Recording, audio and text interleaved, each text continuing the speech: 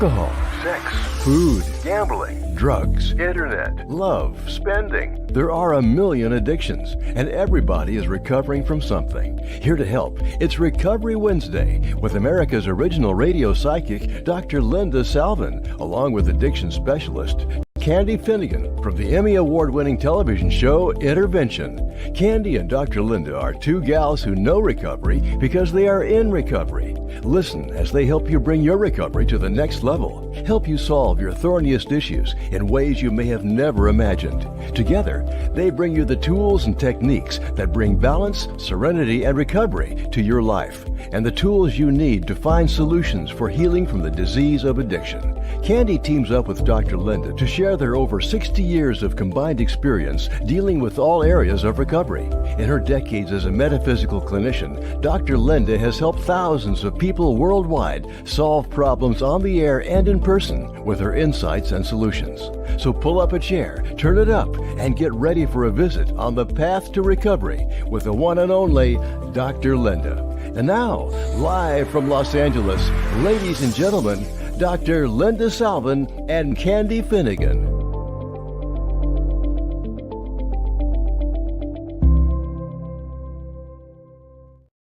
Hi, welcome back, everybody. Hope you had a nice holiday weekend.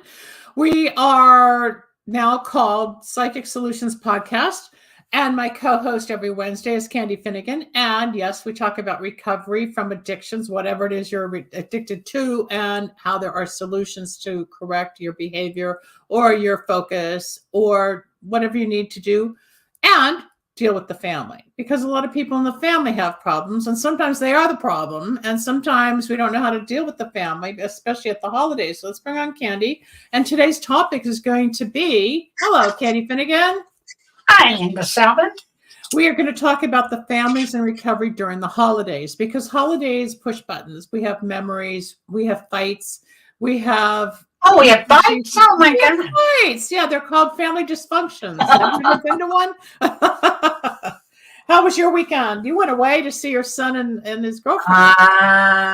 Okay. There was the worst semi-truck accident in the history of Highway 5.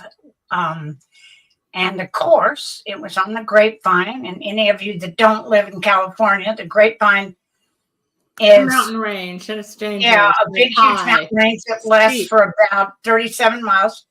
And as I was coming down to it, I was cooking. I was booking it like, 75 miles an hour. And all of a sudden, it came to a stop, and I was at a stop for 3 hours. And oh, God.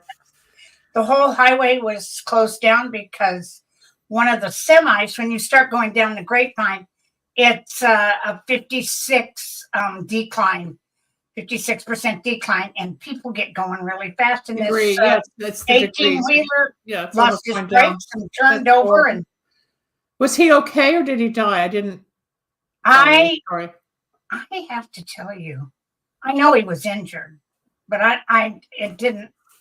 But when the semi skidded across the fast lane and the second to fast lane, it was going at such a high speed that it dug a huge hole into the freeway. So when I finally passed it, 3 hours and 45 minutes later, they were literally 6 Caltrans trucks trying to fill this in and get it smoothed out. And but instead of a 5.5, 6 hour trip, it was a 9 hour and 20 minute trip.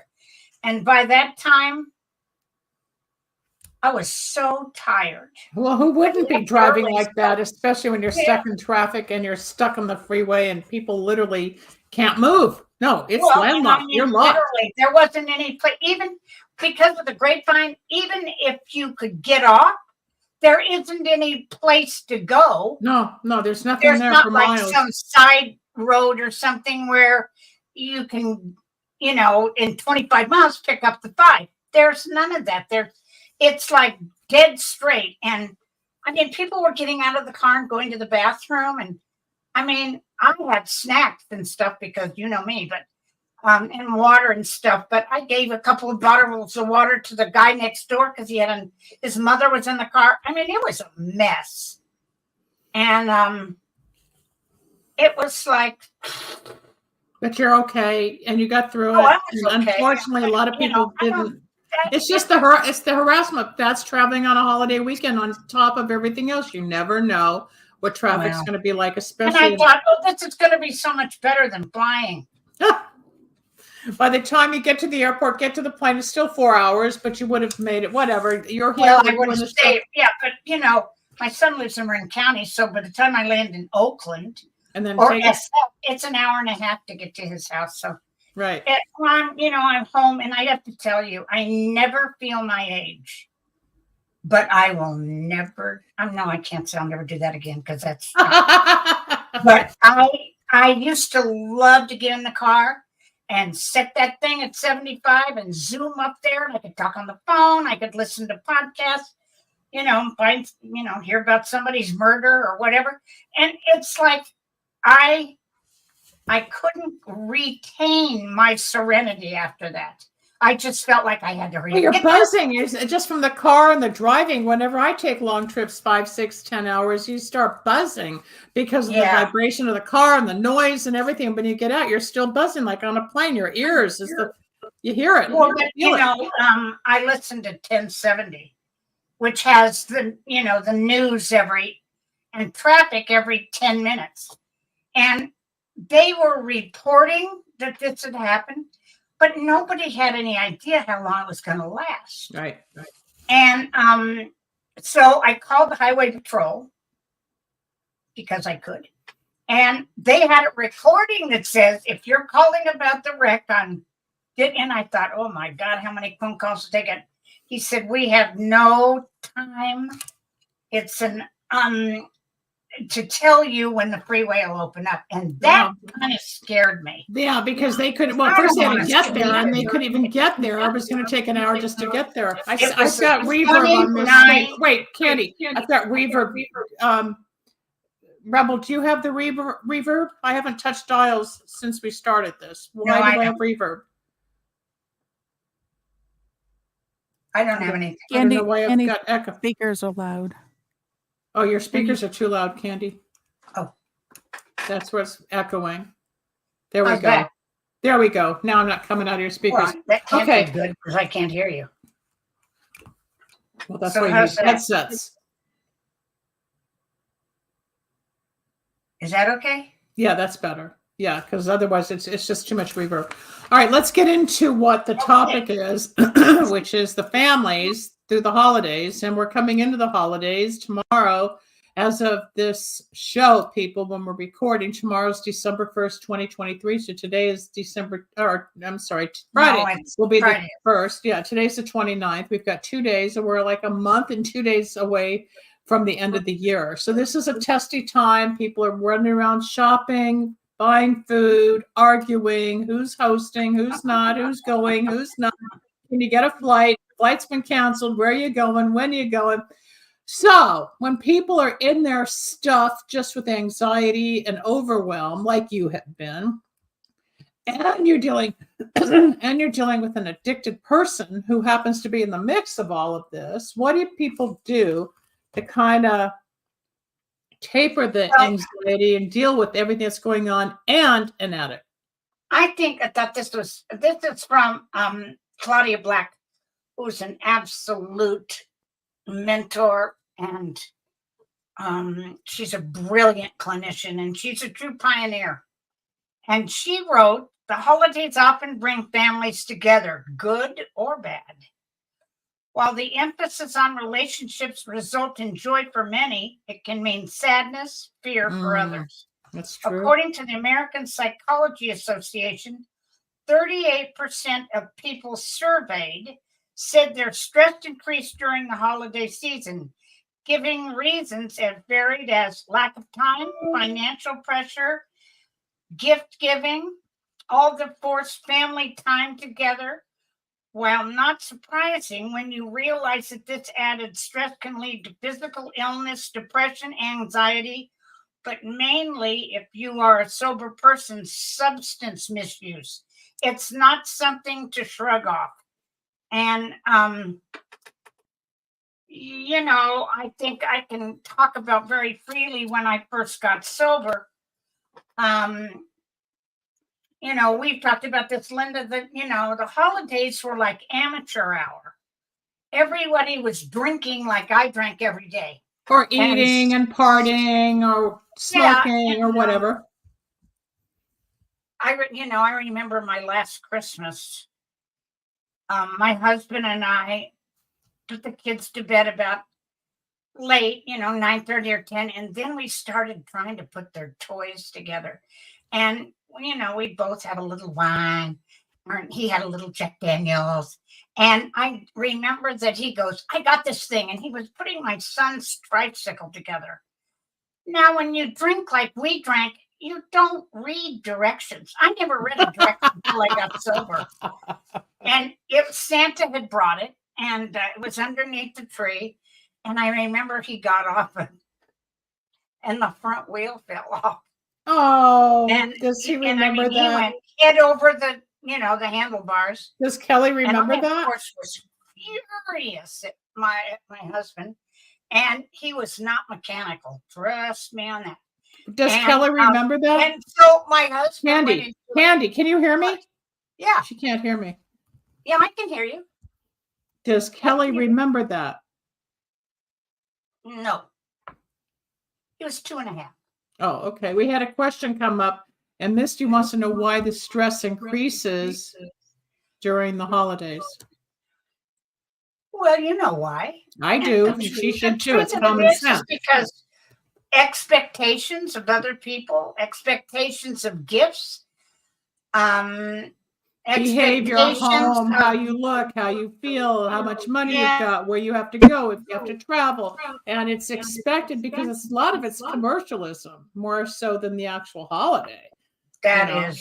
It's more about who can outdo the next and give a gift to, or do you have to give a gift to this one? And well, they didn't give me one last year, so should I give them one this year? Or I sent a card, but they didn't send a card back. It's the constant wheel of, you're right, expectations. And some people have thousands of dollars to throw out there and are lavish with their gifts and their trees and their ornaments and their parties and their clothing. And other people can barely put food on the table. So it's hard. And as you well know, Christmas was a big deal in my family growing up. And it was a big deal to me. Well, I grew up with Hanukkah, and it was a big deal to us because we had 8 days. And when we were kids, we got a gift every night. And then as we got older, we got a check for a certain amount of money. And that was it. We did check every night would be. No, we did not get a check every night. We got one check and, go buy something. But now, I don't get anything from my family because my dad just doesn't even remember.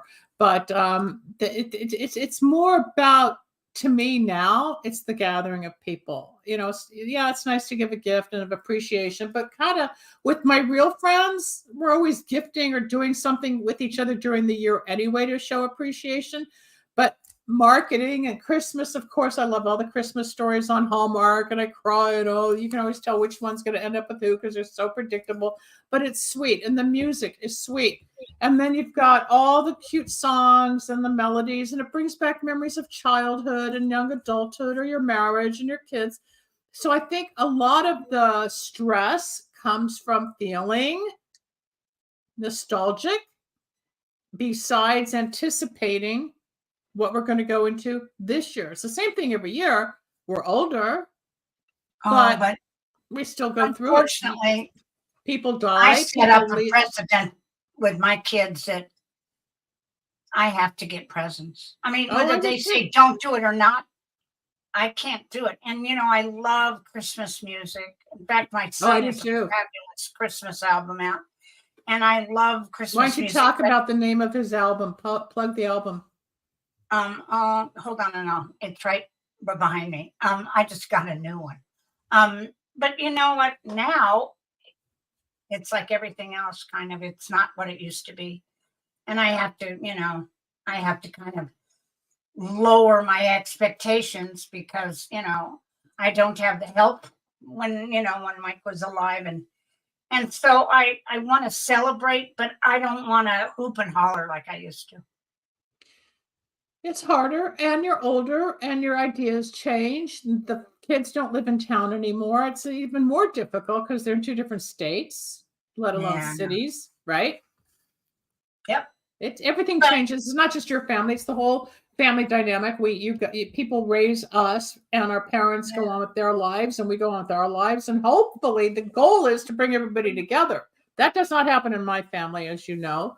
My sister lives 5 minutes away from me, and we hardly talk, because we talked yesterday. She saw something about oats and gut health. I said, yeah, go look at my YouTube. I did a show on it 2 months ago. Like all of a sudden, she discovered what I already know, and that's the limitation of our conversation. Like she's trying to help me understand things, but I'm ahead of it. But as far as sisters, I'm sorry, Linda, but you're way ahead. Yeah. It's sad because I would love family, but she put her boundaries up, and, I just stay away. I don't need the toxicity or the pain. I have plenty of people who adore me. I go to their homes. They come here. I go out. It's not like I'm just holed up in a closet. Oh, poor Linda, because I'm busy, and grateful. One Thanksgiving invitation fell through on Thursday. I thought, oh God, well, I'll be alone. It's okay. And 5 minutes later, it's like, what are you doing? Come over. We're making turkey. So I went over to somebody else because one girl was sick and she didn't want me sick around her. She didn't want to be sick around me, let alone her kids. And then I went to another family.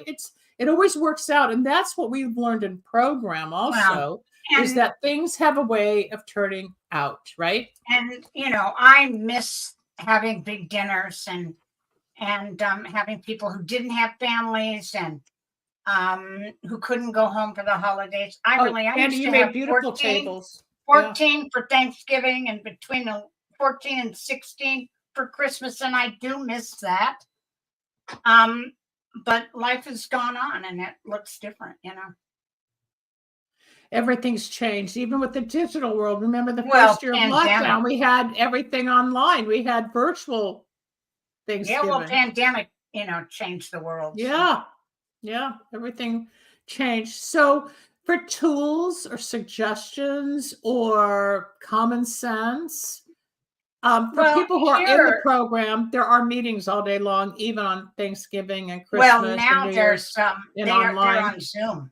Yep. There's never a place you can't go. You can't say I can't get to a meeting. They're everywhere. Do you think that some of these places still have in-person marathon meetings like they used to when we were? I really don't know. I could find out. Sober, remember one of them had 24-hour meetings on the 24th, 25th, and then the 30th, 31st, 1st. So nobody would ever be alone, or if they were afraid they were going to drink or use, or we went to the New Year's Eve ones. Yep. Yeah. Because you're with people. You don't just have to go to church on Christmas Eve. If you feel like you want to be with sober people, or you're afraid you're going to drink or use or get loaded or do whatever your thing is, and you really don't, you show up at a meeting. If you feel you just want to be around people who also are sober, then you go to a meeting. No one's judging you. We judge ourselves. I mean, I went to a meeting yesterday I hadn't been to before in a new building, and my brain was on fire about the judgment with the last altercation I had with somebody that I knew was going to be there. And I walked in, hey, hi, how are you? And it was like, okay, because my brain's going to say one thing and the reality is another. And that's true for all of us because we think one way, and it's called stinking thinking. And we can be addicted to our thinking without even getting anything done, because we get stuck in our thoughts. But the beauty is going and listening to other people. There was a Jewish girl that led the meeting, and she was talking about how she fought it because even though she was a big reader and she's in the entertainment industry, she didn't really need all this. But when she finally heard somebody share something in New York, and she finally opened up the big book, which was one book she didn't want to read, she said, I see myself on every page. And it's like you hear things, people, that other people share to identify, like, oh, I feel that, I did that, I heard that, I'm sometimes like that. So you're not alone. Nobody made it up just for us. We're all included. And I think the whole world needs a program, honestly. Everybody could use the tools. For anybody who's listening that's new in recovery or old in recovery and is lonely, there is a 24-hour international marathon meeting, which goes to different countries. Like one will be in Berlin, one will be here in Ireland, and it's 24 hours, and it's and it has a Zoom number, And there is another one that's called the 319 AA group. It's 319aagroup.org. They have 24-hour meetings. And so does, that's the one I've heard. And then there's one called flyingsober.com. And they have /24/7 meetings, and they have marathon meetings. I think they have 144 meetings a week. And Wow. so they're all Zoom. I'm sure there's some in person here. I just don't know what they are. But you can Well, if you just go to aa.org, anybody who's listening online obviously has internet, so go to aa.org. You find everything that you need about the 12-step program of Alcoholics Anonymous right there on their website, and you will find what Candy's referring to as far as meetings and locations. But I love the international one. I have to tell you, it's so fun. Because they go from city to city or state to state and room to room, and all the people and the languages. They go, hi, my name is Joanne, and I'm in Berlin, and one's in Tokyo and one's in. It is from Ireland. It's fabulous. I'll have to look at that. That looks exciting. And it's all A's. It isn't just AA. Well, that's what I'm saying. Regardless of what you have, whether it's drugs, alcohol, cigarettes, if it's porn, if it's gambling, because there's Gamblers Anonymous, Cocaine Anonymous, Smokers Anonymous, Marijuana Anonymous, Sex, Love Addicts Anonymous. There's something for everybody. There's codependence. Yeah. There's Al-Anon. Everything. Alateen for teenagers. Here are a few suggestions that I thought about. If you're new in recovery, and I would certainly suggest that you double up on your meetings. If your family is big drinkers, I would suggest that you ask them not to drink. If they need to drink, they can drink before they come to Christmas, and they can drink after. And if alcohol isn't a problem in your family, then it won't be a problem for them not to drink. Okay, stop. So let's play devil's advocate. I don't come from a big drinking family, so it would never have been a problem. But I have been to parties and dinners where they make drinking more important than the communication, the turkey, and the situation. Sure. So if somebody were in a situation like that, and let's call him Joe, and Joe gets belligerent and offensive that you're asking him, please don't drink during dinner. Can you drink either before or after? How do you handle the defensiveness of somebody who feels attacked or? Well, that happens because they don't have a problem. Why can't they drink? And I have two suggestions. One of them is that you show up for dinner and not cocktails. If dinner's being served at 7 o'clock, you show up at 5 till 7. If you're new in recovery and it's just your intimate family, I would certainly ask them if they could not drink because it's a trigger for you or it's tempting for you. The other solution that was good for me when I ever went anywhere, and I wasn't with my husband, who is new in recovery also, I would take somebody sober with me. And so I had a pal that I could bounce off of. If I'm out to dinner and a waiter comes, I always tell them, I don't drink alcohol. I turn my wine glass over. And then, if it's New Year's Eve and it's a party, I always take a bottle of Martinelli's and tell them that, I kind of stopped hanging with people who were big partiers when we got sober. Stop right there. Someplace safe for Thanksgiving, and we had. But stop right there, because what you're saying, a lot of people don't know, and this is great because when you get into the program, a lot of times you're going to hear the only thing you have to change is everything. And after a while, you're going to realize you don't want to be with that crowd of people anymore. And you are going to want to make a change to this side of people. And you're going to feel safer, even though it feels like you're losing out of the party crowd, which is really what got you in trouble anyway. And then all of a sudden, you're going to enjoy being around sober, quieter, less toxic people. And a lot of people don't know you don't that. have a choice if it's your own family. That's true.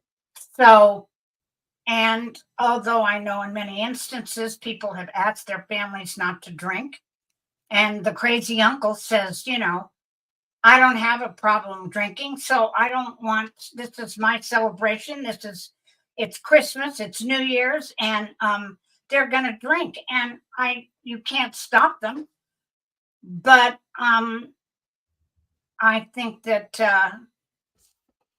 whoever is your host or hostess could certainly have a talk with them, or you can eat and leave.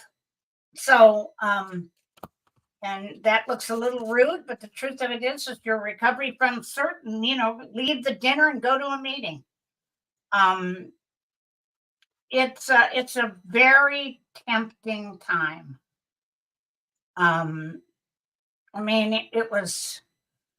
Alcohol was a part of every celebration, Christmas Eve, Christmas, cleaning up, Christmas dinner, New Year's Day. It was, but I drank that way anyway. So. Well, for some reason, we always use holidays as a bigger excuse to indulge even more. I don't know why, but we give ourselves permission to eat, drink, smoke, travel, whatever. It's always on the holiday. Let's bring up the booze. Let's go get some Coke. Let's go get some more because pot. That's how we've been programmed to celebrate. Yeah, on holidays. It's our fault that we do it, but look at the hype on TV. You can't have a New Year's without drinking. It's marketing. It's a big selling point for a lot of stuff that isn't good for you. Yep. Well, it's the same thing with all the major department stores. I don't want to give them plugs on the show, but when you see all their beautiful Christmas decoration and all the beautiful clothes and the models, and it's like you think you're missing out on something if you don't rush for the sale. And then even, we just came out of Black Friday and Cyber Monday. Everybody's got another push. Giving Tuesday, Dummy Wednesday. How about just Recovery Wednesday? We're recovering from all those people. That's why we do this. Yeah, we recover from the weekend because every weekend people think, it's the weekend, I can party, eat, drink, party, go to the bars, go pick up somebody, wake up with somebody you don't know, whatever your thing is. Girl. So does anybody have any questions? I can't see the I can't either. I can't see the chat. I'm going to have to figure out a way with Rebel how we can start reading the chat because I know there's people out there, but we don't have access. When I was using it on my own, I could see all the people in the chat. For some reason, we don't. Is there anybody who has a question for Candy or me or wants to express their own opinion? A statement. Yeah, I want to make an opinion about a statement about your own experience. What about your own family? What are you dealing with? Siblings, parents, deceased? You're enjoying the information. Thank you. But do you apply it? Do you want to apply it? Can you take anything that we've been talking about for 3 months and apply it to your world? That's the reason. I don't have to do this. Candy doesn't have to do this. We do it to help educate and enlighten so that you don't have to suffer or hurt on your own. You're not alone. None of us are alone. You are not alone when you're in the 12-step recovery. You just aren't. You're everywhere. Like Candy was saying, there are international meetings. I have gone on Zoom in Australia, even though there's a time difference, but listen to meetings in a different country and continent. That's the beauty. Make sure they speak English. Yeah, as long as they speak English. Even though they don't speak English, you kind of get the feel because the feeling of God and spirituality runs through all of it regardless. I can remember in 1984, I was in London and I went to an English meeting and I loved the 84, a year before I got sober. Wow. Yeah, before I finally committed. Yeah, I was still trying to figure it out if I needed it, but I did go to the to a meeting, and I just loved the Cockney accents and everything, and it was a lot of fun. It was a lot of fun. The ones I went to, oddly enough, were in a bar. The meetings? Yeah, they were in a pub. Which one? Because I remember in England. Oh, in England, yeah. It was called the Friars meeting. Yeah, I don't remember. I don't remember. I know John Stewart was playing. He's long gone now, but I went to his gig and used to follow him here even in high school and all through his career. But we just saw something from Country. What was the second statement, please?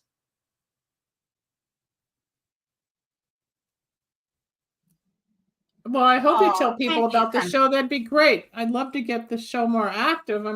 It needs marketing, and I can only do so much as one single person trying to Yeah, but you can sure manage. help us, country. Yeah, if you can get the word out that these shows are here every week on Talk4 TV and lindasalvinradio.com, because all of the shows that Candy and I do are then uploaded to my radio station, so you can hear it on Dr. Linda Radio. And as you know, they're all on my YouTube at Dr. Linda Salvin, right there under live. All these shows are archived. And it's also on the Talk4 TV. We're everywhere. And we're on 100 platforms like iTunes and iHeart and Spotify. And then it goes on and on and on. It's not just now. Right now is live. Then they archive, as you know, and there's billions. We're just a little grain of sand on the podcast platforms out there. But we want to help you or give you tools to help a person you love. If we don't have the answers, we'll get them. Yep. There's somebody I know who's still drinking heavily. And one of the things they say at the end of a meeting is that you pray for the person that still suffers. So in my mind, I wish him recovery, or I wish him to find his way to the rooms, or I wish him good luck so he can heal. Because denial, as they say, is not a river in Africa. Denial is big, just like the supposed uncle we were just referring to, who a lot of people, when you're drinking and using, myself included, I didn't know I had a problem. I just knew who I was and I could handle it. And I can remember a roommate in grad school saying, no, I don't want to do this because you smoke dope. And I was like, what's she talking about? Well, she was super straight, but I have made amends. We're still friends after 46 years, 48 actually, because when we're living together as roommates in grad school, she went on to become an MD. She's now retired. I went on and got a PhD, and I'm still working. But I flew back to Michigan last year, saw her, and I wasn't smoking cigarettes. I didn't have a glass of wine or a Kahlua. We were just all together having pizza. There were 4 of us from the University of Michigan, who just won, by the way. And we had fun. It was good to connect. And I just texted her over the weekend, and we're going to talk again soon. But people change if you want to, or if you're pushed to, or if it hurts enough, you have the option. You can sit and complain and bitch and moan all you want, or surrender, as they say, and take action. But most of us don't know how to do it. Most of us need someone else. There's another friend that Candy and I have worked with. She's in somewhere up in Michigan. And I said, I texted her. I said, it was her birthday. That's what it was. Her birthday was 2 days ago. So I texted, hi, happy birthday. I said, you've been really quiet since I last spoke to you. She said, well, I've been drinking. And I said, I know. I remember when you started 2 months ago, I said, you're not going to be able to do it on your own. Oh, yes, I will. And her son's big on pot and drinking. And we thought that maybe he had a psychotic break from alcohol. I said, no, it's the pot with the THC levels. But now she's stuck in drinking more than ever, having been through recovery. I said, you need a sponsor. Just reading the books aren't going to help you. I'm here to help you if you want to get started again, but you need someone to help you. We cannot do this alone. Yeah, and what you have to understand, and this is addressed to the audience, we are not in the judgment business, and we are not in the opinion business, although you got 2 ladies on the screen that we have a shitload of them. But the truth of it is that, relapse is not a part of recovery. It is a part of the disease of dependence and addiction and alcoholism. And I, having worked in this field for 30 years or over now, I can't judge you because if I'm pointing my finger at you, 3 of them are pointing back at me. And by the grace of God and being involved in recovery on every level of my life, I haven't felt it necessary. Oh, yeah, I have. That's a lie. I felt it necessary. I haven't picked up anything that would alter my mind. But the truth of it is that I know, and I learned at an early age of recovery, that I have to put recovery first. And I thought, no, I have kids. They went, no, you'll have your kids taken away if recovery doesn't. I have a marriage. No, your marriage will go away.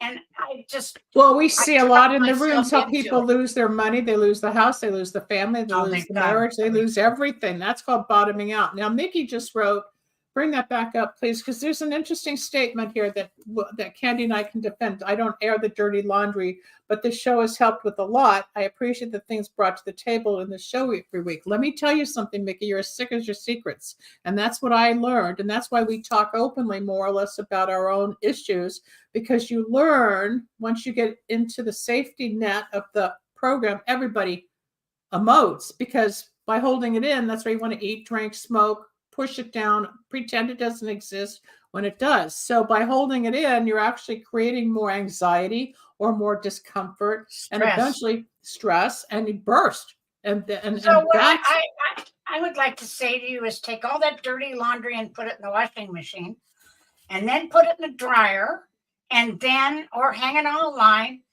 You don't have to live with dirty laundry. There is nothing in the world that either Linda or I, from being alcoholics and addicts ourselves, to sponsoring women, to me being a therapeutic process interventionist, that we haven't heard.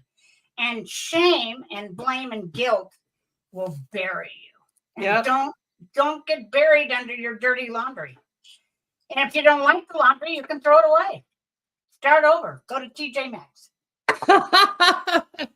But the beauty of the program, when I first got into one group, they had a women's meeting on a Friday night, and you could not come near me with a 10-foot pole. I was so shut down and so full of fear and anger that it took a while for me to say, hello, my name is, because I knew they all had it together, and how dare you even want to talk to me. But then after a while, we all have addictions, Mickey. You're not perfect. Oh, well, Mickey, that's wonderful.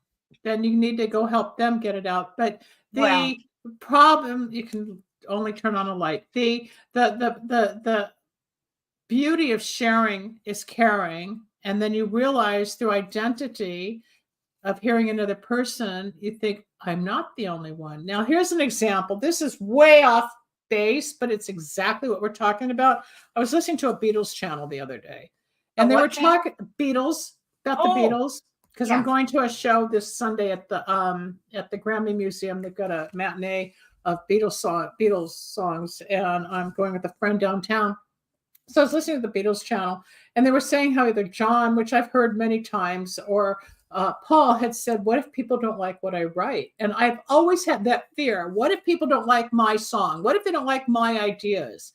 And then you realize everybody has the same insecurities or thoughts or questions one way or another. We're not alone, but you're not going to know how alone you aren't until you show up and find out that there's others that think, eat, drink, sleep around, gamble, whatever the ism is, I, self, me, you're going to find you're not alone in this world. Well, Mickey, I commend you for loving somebody and trying to help them instead of loving them to death, because I've seen too much of that in my business. But,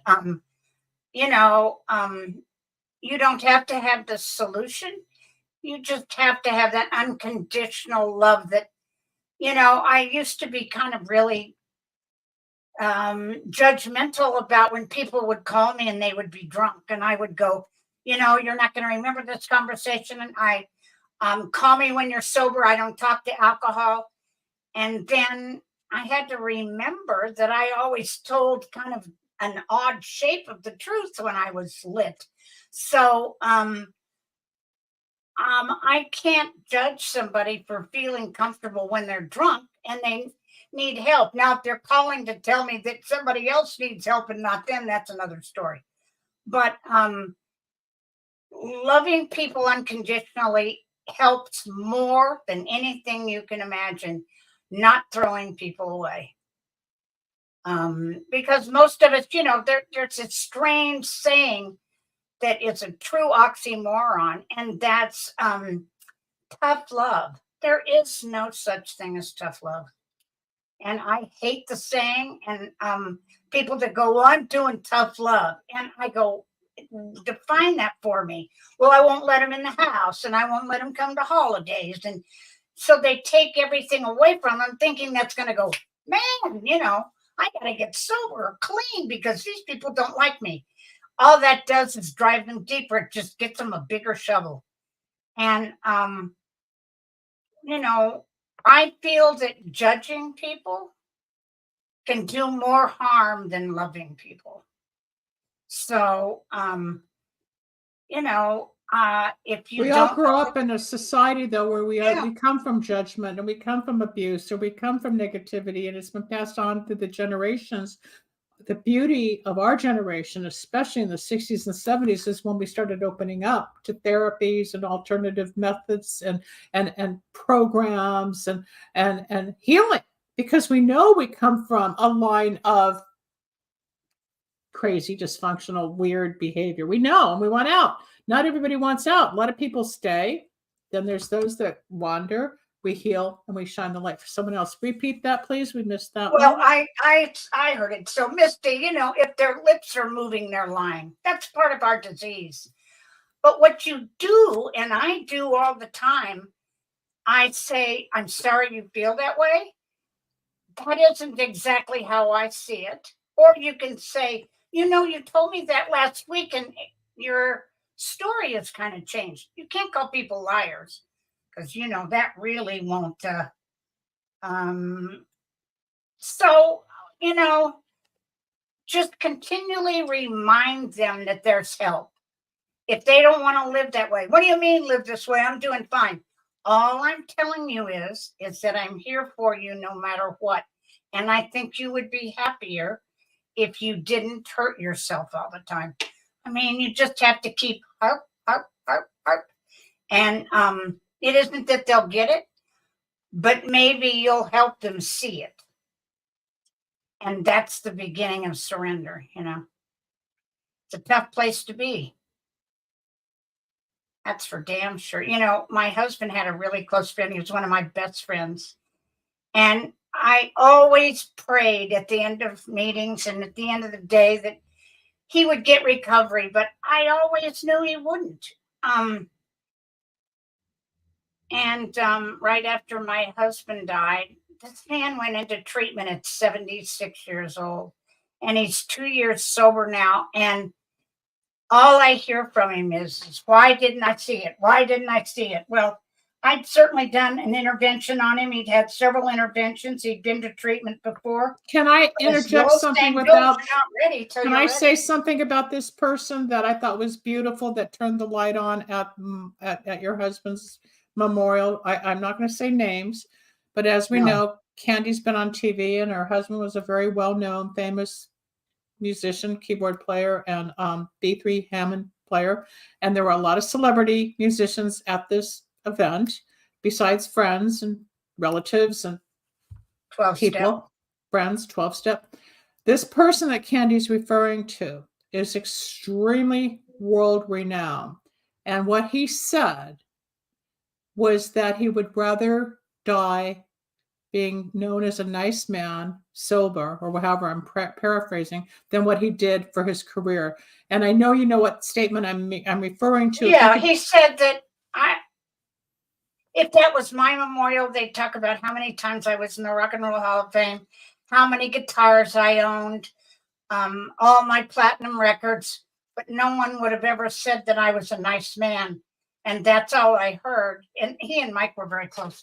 Mm-hmm. And he said, and I want to be a nice man and a good father. So here he is. Doing the best he can and making life.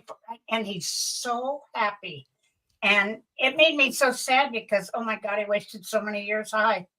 But it is what it is. And he got here. So let's just that's interesting, because last night I was at another meeting. I took a cake with another friend, and one of the things I said is, because I was getting loaded from like 14 to 31. And I said, I ruined the most formative years of my life. Some of my greatest opportunities were during those formative years. And I paid a heavy price since. Even though I'm sober 38 years, I still had to go through things. And I look at what I could have done had I stayed straight or sober, or I didn't want to be square, had to be like everybody else, compete. But had I know, stayed look, true to me, if that's the case, you wouldn't have helped all these people. No, and I have but to, I same have to thing. feel the same way. Recovery gave me a life I never dreamed of. Exactly. And You've been by on doing TV, that, I was able you to help travel others. all over, you help people. What was Well- this last question about recognition of what? No, that they don't How to know. help. Yes, they do know they have a problem. I'm really sorry. I don't care if it's heroin, meth, Cigarettes. cocaine, alcohol, sex, whatever it is. They know they have a problem. They just think they can control it. And denial is the number one aspect of the tragedy of addiction. But I have to tell you something. Everyone knows, particularly with drugs, everyone knows it isn't the way to live. They just don't think they can live without it. And they know they have a problem. But they go through this doesn't work for me. I'm different. I'll never have fun. I can't live without it.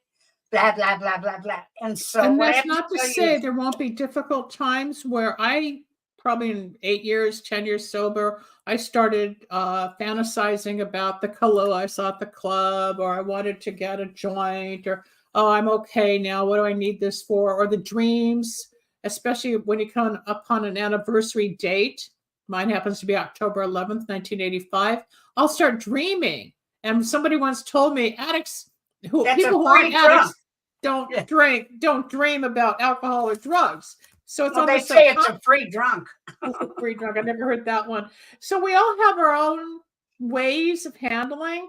The choice is yours as you live each day. You find out, well, maybe I really don't need to buy all that or smoke all that or drink all this. Sober. Yeah. How long does it take for a person? How long does it take? Individual. Well, here's the deal, Misty. If you say to them, if this isn't a problem, it won't be a problem for you to stop. They can't.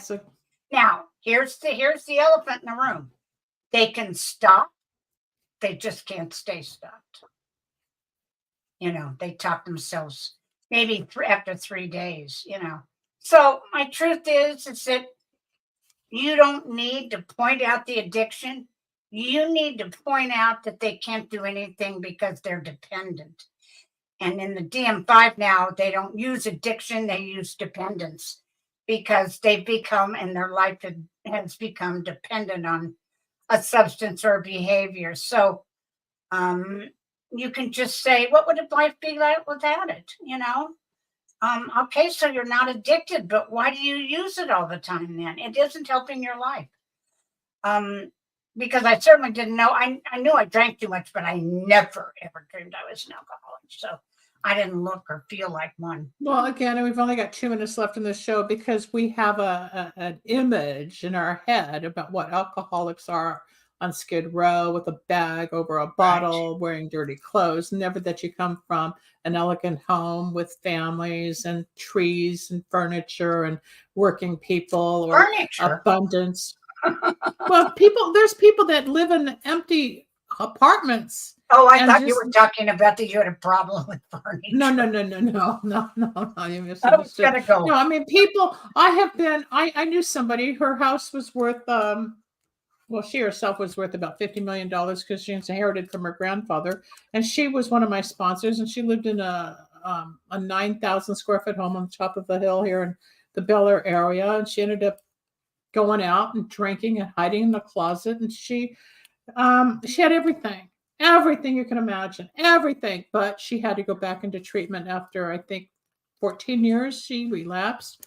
And then she and the family moved to San Francisco. But it doesn't matter how wealthy you are or how poor you are. It doesn't matter what race you are or what religion you are. It matters that you're a human being and you have an addiction. It's just how we are. It doesn't hold any barriers. No. But the barrier we have here is the end of the show. We're out of time. So I want to thank you, Candy Finnegan, for taking time out, especially. Thank you. And I'm so happy I'm feeling better. Yeah. Food poisoning. So until next week, we will see you again and spread the word. We're here. And feel free to call us off the air, Candy Finnegan at AOL.com, or me. You'll see at the end of the show all the announcements by our wonderful advisor, voiceover Fred Missman, who does all of the talent here. Have a good week, everybody. Don't be afraid to reach out to us and do spread the word. drlindaradio.com. Bye-bye. Bye, Candy. Thanks for joining us. We hope you enjoyed Recovery Wednesday. You can reach Dr. Linda at 888-509-1077 or at lindasalvin.com and Candy Finnegan at candyfinnegan@aol.com. Need a breakthrough of your own? Ready for answers or insights nobody else has? Reserve your own one-on-one in-person chat. Dr. Linda isn't just for other people. Dr. Linda gets results for you. And it's easy. Contact details are on screen now. Just click on lindasalvin.com or call toll-free 888-509-1077. That's lindasalvin.com or toll-free at 888-509-1077.